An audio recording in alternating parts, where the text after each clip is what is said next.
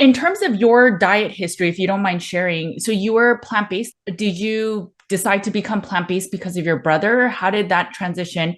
And then when did you decide to stop being plant-based?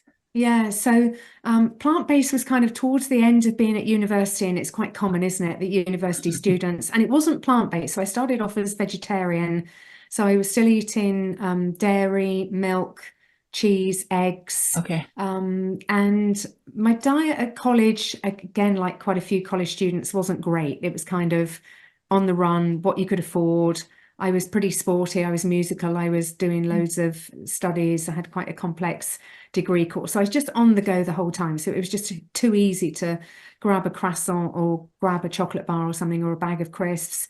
But we did get some very good meals in college as well because they feed you really well at Cambridge. They look after you nicely. So if you go in for your evening meal, it really was, posh food. It was, people who go to Oxford end up being Prime Minister of the UK. So they feed them nicely. You'd have a nice roast lamb and vegetables, glazed carrots, and all that kind of thing. So I had a mix of not eating well and eating well. Became more veggie because I just got to the point, I'm a real animal lover. And I got to the point that I was really struggling to eat animals. I wasn't so bothered about the milk comes from the cows, because particularly in the UK, the cows graze in the field and then they walk into the shed and they get milked and then they go back out in the field. So it's not the cruelty that we see in some of those vegan movies that come out of the US, where your cattle are in concrete sheds, they're not grazing in the fields as they do over here.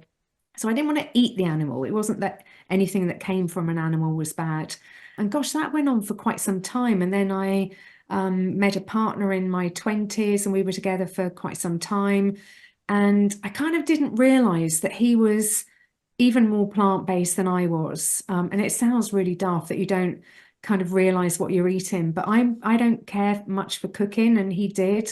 So if somebody puts food in front of me, I'm super happy and I just eat it. And I look back and it was like, oh, it'd gone completely plant-based, hadn't it? I just hadn't realized. So almost every night would be sort of plant-based veggie burgers, brown rice, peas, a bun, brown bun to put the veggie burger in. And I kind of look back and think, yeah, the dairy had gone, the eggs had gone, the cheese had gone. Duh, why didn't I think? And I developed an eye problem really, really quickly. And I've since been in touch with Moorfields Eye Hospital to say, you just got to ask the first question that you ask somebody who walks in your door, particularly college female or whatever, who's developed some unusual eye condition quite suddenly. Just ask them one question, which is, what's happened to your diet? Because for something to change, something must change. It's just a law of science.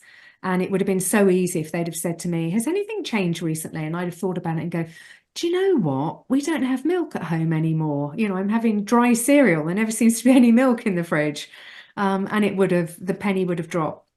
So about that time, I made sure I went back to being veggie. I then met my now husband, and I actually went to a Western Price conference in London in 2010, and I had the good fortune of seeing Sally Fallon Morell do one of the talks, and Barry Groves did another one of the talks. If you've not heard of Barry Groves, then Google Homo carnivorous.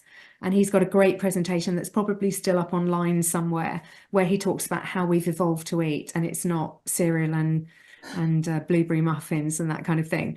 And I remember messaging my husband under the table saying, I'm coming back, not a veggie anymore. And of course, he was thrilled because he wasn't a veggie. And that was it. I came home from that conference. It was just before Easter. I think Good Friday was the 2nd of April from memory. And I said, right, I'm going to pick that day. That's going to be the day I stop being veggie.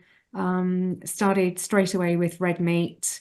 We can cover that. I mean, chicken is just incomparable. Don't bother with chicken. You just got to go red meat.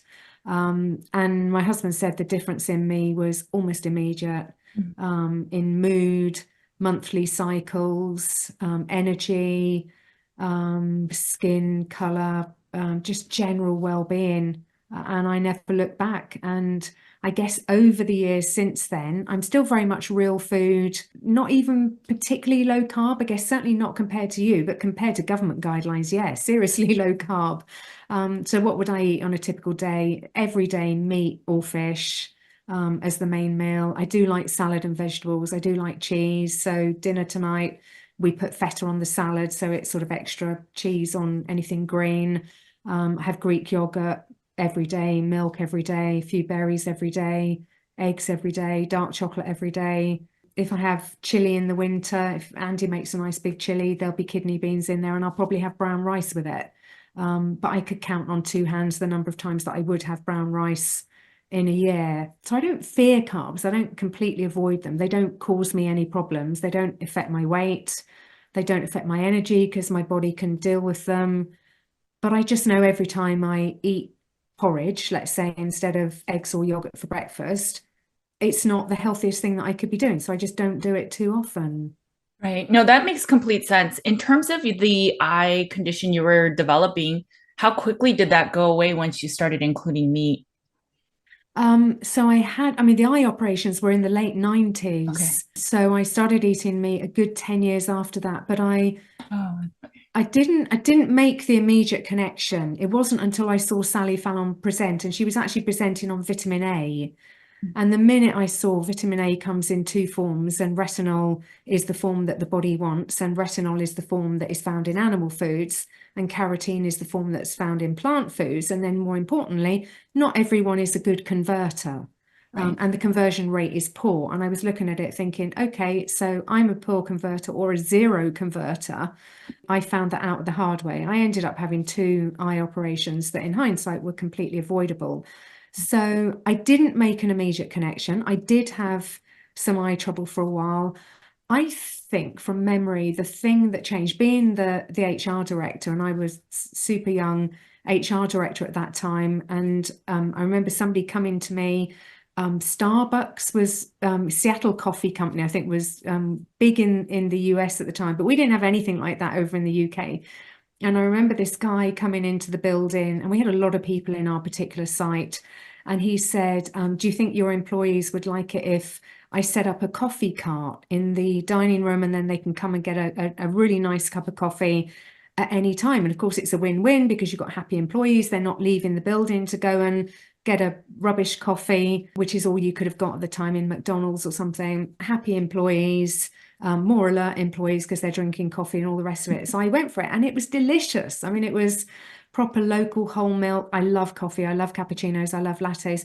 And I think that's what did it for me, because I was probably still having the plant rubbish served at home, but I was having half a dozen huge lattes during the day. So it didn't really matter what I was doing at home. It was making up for it in terms of the milk. Okay. No, that makes so much sense. I wanted to pivot a little bit to a lot of the research you've done. And if no one that is listening or watching has watched some of your talks, I highly recommend it because they're entertaining, but you also learn a lot and you just break down a lot of the science in a way that's very absorbable. So I highly encourage people to watch that. In one of your talks, you talk about the game changers. I know when the movie first came out, everyone was like, I need to go plant-based. Look at the blood, that little experiment they did. Can you share a little bit about, what they shared in Game Changers? Is it true? What have you found from the research you've done?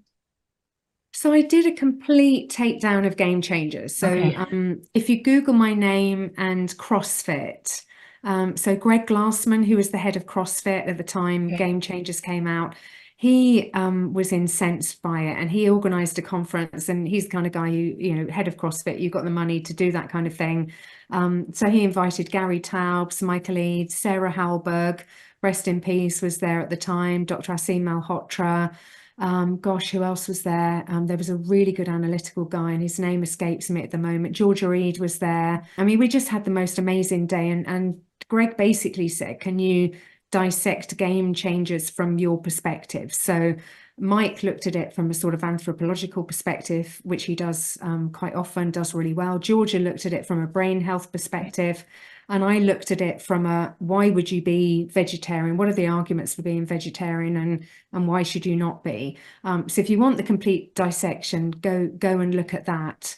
The experiment I draw out in that presentation, which I remembered more than the blood one, was actually the penis one. And they Okay. put in this contraption on men's manhoods and trying to claim that the night they had the bean burrito, Right. they had That's right. better.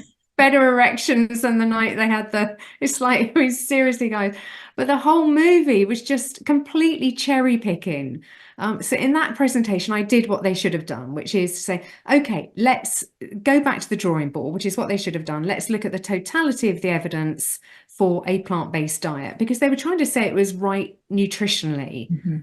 There are three arguments for following a plant-based diet. One is that it's better for your health. Two is that it's better for the animals. And three is that it's better for the planet. And they focused almost entirely on it's better for your health. So it'd be quite easy to go to PubMed, which is what I did, and say, right, let's look at the totality of the evidence for plant-based diets being best for things that count. So you start off with all-cause mortality, then you can look at things like heart disease or cancer or whatever.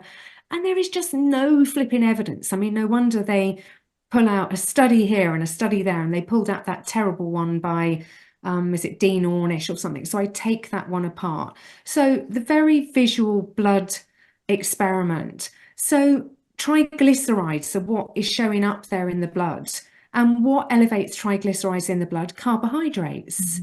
I think it was Elizabeth Park who did a great paper on this. I think from memory, it's around 2002 or 2004. And she called it the paradox of hypertriglycemia, so high triglycerides in the blood. And she called it a paradox, as in when you're having fat, you don't get them, but when you're having carbohydrate, you do. And it's like, well, it's not a paradox to us. It's only a paradox to you because you've got it in your head that fat equals fat. If I eat fat, it's going to make me fat. If I eat fat, it's going to show up as fat in the bloodstream, but it just isn't. Fat is one of the main substances that we've evolved to eat. So it was just such a bad program. Oh, here's a athlete who's utterly gorgeous, and don't we all want to look like her? And oh, by the way, she's plant-based. Yeah, and she's probably been plant-based for 6 months, and see her in 2 years' time when she's like those vegan influencers on Instagram, when she's like, oh, I'm really sorry, I'm not vegan anymore. It was just so bad. Really bad. Or of the studies that you looked at on PubMed, there wasn't a specific plant-based study that showed, hey, this is the way to eat because all-cause mortality, all the metabolic illnesses, that they have a leg up. You did not find anything like that. No, and as I say, I mean, this was 5 years ago, so I don't have the studies off the top of my head, but this is how I approach presentations. So if I'm asked to do a presentation on should we be vegan, then I go looking for all the evidence to say we should be vegan. You know, I ask the sort of null hypothesis kind of thing. Let's assume there's going to be tons of evidence that we should be vegan, and let's go looking for it. And there just isn't any. And you won't have to look very far into the presentation. I think we had 20 minutes for each presentation. So you could watch the whole thing, or even just in the first few minutes, I go through and say, okay, so this was the question I put into PubMed. This is what comes back. And then this comes back, and it's just nothing. It really is just nothing. And of course, there've been more papers over the last few years, but all they ever come up with, they're all epidemiological papers. All they ever come up with is, oh, there's an association between people who have plants in their diet and people who are super healthy. And you look at the types of people who are eating legumes and kumquat and quinoa and mangoes and that kind of thing. They're also highly educated and highly affluent, and have good jobs and purpose in life and stable marriages and live in nice neighborhoods, and they have supportive family environments. You know, they exercise. I mean, they just have everything else going for them. They don't smoke. They drink socially with friends. They are completely different people to the people who don't have any plants in their diet, who are probably living on McDonald's buy one, get one free burger with the bun, fries, shake, because it's the most calories you can get for the least money. And that's how some people have to approach their diet. It's just two completely different people. And they try to make you think, oh, if only the people with all the disadvantages in life, if only they ate the kumquat and the quinoa, they'd be as healthy as those guys over there. And it just isn't true. Yeah, and after that movie came out, I saw that all the fast food restaurants in America start to carry like the Beyond Meat hamburgers, and they were $2 more than just the regular burgers. And a lot of people that do go to fast food are the ones that are either really busy or, you know, struggling financially, and then they pay for the more expensive, less than ideal for your health food because they think they're making a good effort on their health, especially after watching that. And I know it's been some time since that movie came out, and now a lot of the companies are removing the Beyond Meats because they're just not selling. But in that moment, it was really unfortunate because people would buy a $7 burger that was so bad for you with seed oils and all the manufacturing of it versus a $5 burger that at least had real beef. And so it's just really unfortunate. And then, in terms of some of the vegetarian myths, while you were doing a lot of this research and even just your own experience, what are some of the vegetarian myths? It's hard to understand as a, just an average person going through our daily lives. And then maybe it's that the Mediterranean diet has a little bit more studies. It's still very plant-based friendly. But it just seems like everyone is in agreement that vegetarian diets are the way to eat for heart health and just if you want to be healthy and live long. And so, what are some of the vegetarian myths that you would say that are not true? Okay, I'll come to those in just a minute. Okay. I have to address that Mediterranean diet Yes, thing to start please. with. And I've written blogs on this on my site. So if you Google Mediterranean diet on my site, you'll get my view of it. And it's not just my view of it. This is the truth. Okay. So I go to the Mediterranean every year, and I have done ever since I was 10 years old. Many years I go more than once. So I've already been twice to the Med this year, and I'm going to go another time before the end of the year. I can absolutely, hand on heart, tell you that you could sum up the Mediterranean diet, and the countries that surround the Med are France, Spain, Greece, Italy, Malta. So those are your countries that you're looking at in terms of Mediterranean diet. So you could sum up the Mediterranean diet by, particularly from the French cuisine, if it moves, eat it. So they eat everything. They eat frogs, frog's legs, they eat snails, they'll eat horse, they'll eat the most disgusting things that you probably would not want to eat. So the Mediterranean diet is massively based on animals, very heavy on meat, particularly red meat. You don't see chicken that often in the Mediterranean. They're very big on fish, obviously, because they're bordering the Med. So it's seafood as well as sort of normal fish like bass, or, they have so many different fish. If you go for the catch of the day on the menu, it could be anything, any one of about 200 fish. Cheese is massive in the Med. Yogurt is also very high. There's no such thing as a low-fat yogurt in the Med. It's proper Greek yogurt, and it's full-fat yogurt wherever you go, unless you're in a British supermarket. And eggs are commonly used, particularly in things like desserts. So you've got creme caramel or creme brulee or other desserts that would use eggs as well. They do embrace vegetables and salads. They're very creative with those, but they don't have the kind of massive salad that a dieter would sit down to in the UK. The main thing on your plate is the meat or the fish, and then you've got some green beans, or you might have a couple of slices of potato with cheese on them, gratin dauphinois. The desserts are very much cream-based rather than sugar-based. It might be tarte tatin, which has got a whole load of apple, just a little bit of pastry, but that would then get served with vanilla ice cream or just real cream. They don't have any of that fake cream stuff. They have some fruit, but they don't eat anywhere near the fruit that we're told to eat. This 5 a day is obviously a myth. That is the real Mediterranean diet. So what researchers call the Mediterranean diet is a completely fictitious construct, and it's been constructed by researchers at places like Harvard, where they try to pretend it's high in whole grains, legumes, fruit, vegetables. That is complete and utter BS. You do not find a whole grain in the Mediterranean. I have looked for years. You do not find one. So French bread is white. Italian bread is ciabatta. It's white. Spanish don't eat bread quite so much. Their rice is white rice in risotto in Italy, white rice in paella in Spain. If they do eat any of the wheat-based stuff, the pasta, which is much more Italy than it is Spain or France, then it's white pasta. Lasagna is made with white pasta strips. Every grain is white. There are no whole grains in the Med. And if they have legumes, it may be a couple that are in a dish. So it might be a lamb tagine that has got a few chickpeas in it, but the base of the thing is lamb. So the Mediterranean diet, as studied in academia, is a completely fictitious construct. And the Mediterranean people are healthy because they have lots of sunshine.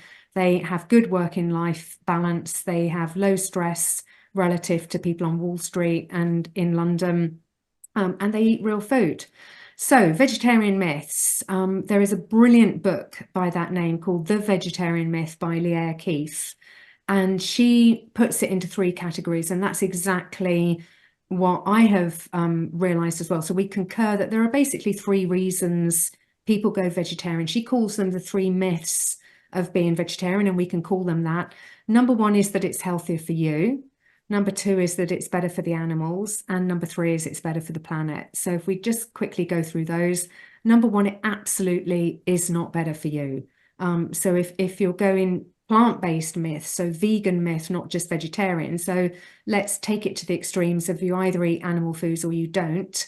So if you're on a vegan plant-based diet, you are missing essential fats in the form that the body wants them. So omega-3s in the form of EPA and DHA, which are particularly found in fish, but are only found in that form in animal foods. You're missing B12, which is only found in animal foods. You're missing retinol, as I found out, which is the form that the body wants of vitamin A. You're missing D3, which is the form the body wants of vitamin D. Yes, you can get some in the sunshine, but we all can't get sunshine where we live for at least 6 months of the year because of seasons and nighttime. What else don't you get? Complete protein. You would have to combine, and you'd have to be very good at knowing what you combine to try to get that complete protein. Quite frankly, good luck, because you're not going to get anywhere close to getting what a steak would just deliver naturally. So the mere fact you're going to have to supplement on so many different nutrients just immediately tells you that is not how we've evolved to eat. That is not healthier for you.